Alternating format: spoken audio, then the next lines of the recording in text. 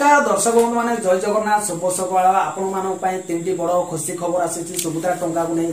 तो दर्शक बंधु मैंने आपण जानते आज हूँ अगस्ट 9 तारीख राखी पूर्णिमा। तो आप जानते आज सुभद्रा टंका बांटे उपमुख्यमंत्री प्रभाती परिड़ा बोली आपने अपडेट मिलता। तो आज क्यों मान को टंका मिल कौ मान को टंका मिल ना आज केते टंका मिल 5,000 मिल ना 10,000 मिल ना 15,000 टका मिल पूरा डिटेल सहित वीडियो में कहबी।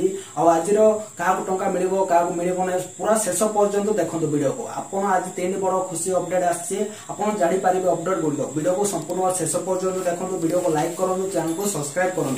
तो चलते स्टार्ट करवा। तो देखंतु दर्शक बंधु मैंने आसला पुणी तीन बड़ खुशी खबर सुभद्रा योजना मिल 3 किस्ती 15,000 शीघ्र यह कम करने पड़ो। तो दर्शक बंधु मैंने चलतु जाना। तो दर्शक बंधु मैंने आपण जानते उपमुख्यमंत्री प्रभाती परिड़ा कहते अगस्ट 9 तारीख राखी पूर्णिमा अर्थात आज मिल 5,000 टंका 10,000 ना 15,000 क्यों मान को मिल क्यों मान को बिल्कुल टंका मिल ना। तो ये वीडियो पूरा संपूर्ण जानीपारे। तो देखो दर्शक बंधु मैंने राखी पूर्णिमा खाता को सुभद्रा किस्ती टंका पठाइबा राज्य सरकार खाता को आसब सुभद्रा योजनार 3 किस्ती टंका। तो दर्शक बंधु मैंने राज्यर 1 कोटी अधिक महिला खाता को आसब टंका एने पूर्व घोषणा कर सारी उपमुख्यमंत्री प्रभाती परिड़ा।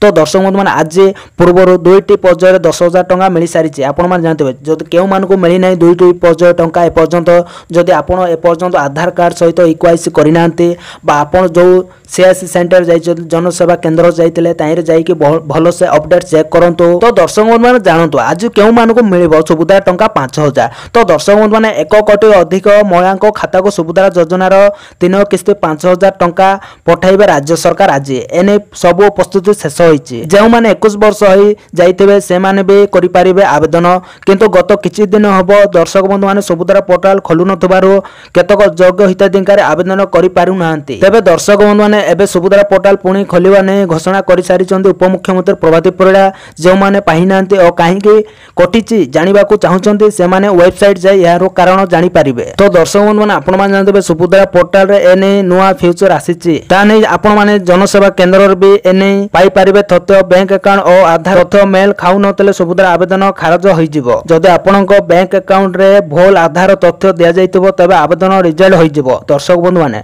से अनेक हिताधिकारी इक्वाइसी होई नथिबारु सेमाने भी सुभद्रा तालिकारु बाद पड़िचंते अयोग्य तालिकार सेमानक ना रहिछि विस्तृत तथ्य सुभद्रा पोर्टाल माध्यम रे पाई पारिबे हिताधिकारी। केवल सेतिक नुहे ना किमा अन्य तथ्य मेल खाउ नथले भी सुभद्रा तालिकार अयोग्य घोषित हेबे। आउ बड़ कथा होछि तथ्य संशोधन कला परे पुनः आवेदन कर सुभद्रा टंका पाई पारिबे हिताधिकारी। तो दर्शक बंधु माने देखंतु आज मिलिबो 5,000 टंका 10,000 जदि के पाई नांते 15,000 पाई नांते आपण जदि तृतीय किस्ती आज 5,000 टंका बटा जीवो। आउ जदि आपण प्रथम किस्ती पाई नांते द्वितीय किस्ती पाई नांते बोले आपण माने आधार कार्ड सहित इक्वाइसी करबा बाध्यतामूलक रहिछि। आपण जनसेवा केन्द्र को जांतु आधार सहित करंतु इक्वाइसी तापर आपनको जदि प्रथम किस्ती मिलना द्वितीय किस्ती मिलना पक्का आपको 15,000 टंका आसीबो। तो एने आज बड़ घोषणा रही 3टी बड़ मुख्य खबर रही।